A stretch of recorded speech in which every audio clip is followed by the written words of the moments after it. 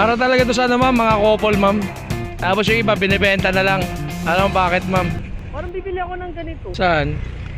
Yung intercom? Oo, kasi nagpapasar din ako. Siyempre iba asawa ko pa nagpapwentuhan na. Opo, mas maganda to ma'am. Alam mo bakit ma'am?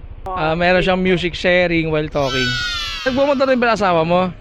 Ito ma'am, mas okay ma'am. Pinaka-latest to ma'am, yung KYV2 na intercom ni Predcon. Ano ba ito na? Rechargeable? Yes ma'am, rechargeable po siya ma'am. Aha! Ilang oras ito rechargeable? Ay sorry, oo nga pala, may ano ka pala. Rechargeable siya ma'am, tapos maganda dito ma'am.